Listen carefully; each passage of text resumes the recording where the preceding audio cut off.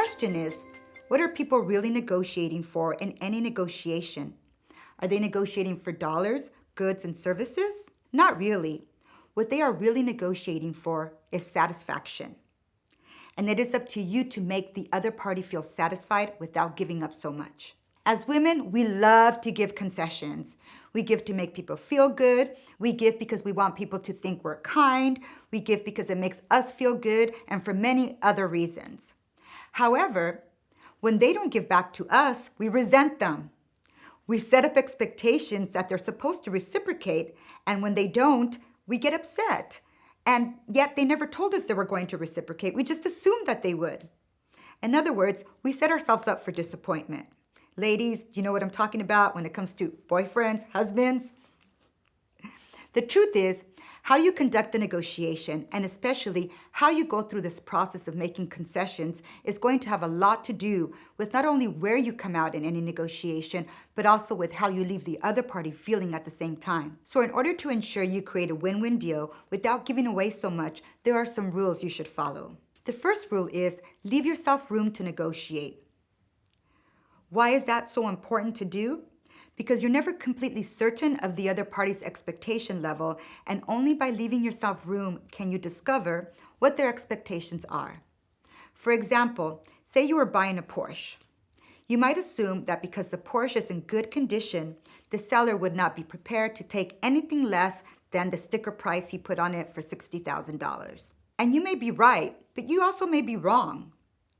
But if you open with the $60,000 offer, you will never be able to find out what the seller would have sold it for. It could have been $42,000. Moreover, where you open in the negotiation has a big impact on their expectations. You can manage someone's expectations by where you open the negotiation. There's a strong correlation between those buyers who leave themselves room to negotiate and those who end up getting better settlements. So try to get in the habit of leaving yourself a little bit room to negotiate. Don't ever start at the price you're willing to pay. Now, if you're going to leave room, there's two important qualifications to keep in mind. The first is don't be ridiculous. Follow the 15% rule.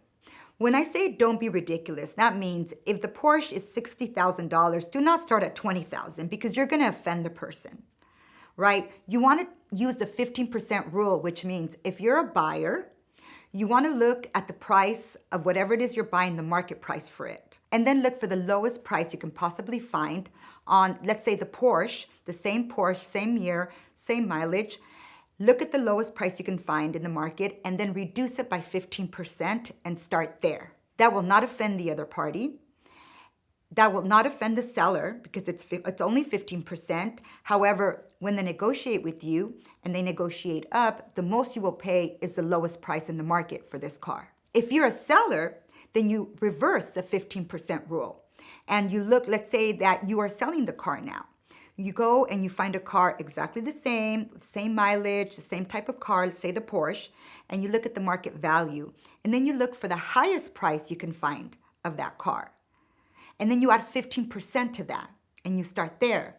The buyer comes along, they start negotiating, you bring the price down a bit. You'll end up getting the highest price paid for that product with the 15% rule. The second qualification is to have a good reason for why you start where you start, rather than hoping for the best. For example, if you're going to make a low offer for a house, it's important to supply the seller with some good reasons to justify your opening offer. What are some reasons you might use to persuade the seller that your low offer is legitimate? You could say the condition of the house, your own financial limitation, whatever it may be, give them a justification as to why you're starting so low. The point is that a key part of the planning process for any negotiation is figuring out how much room to leave yourself, then thinking up some good reasons to justify your opening position.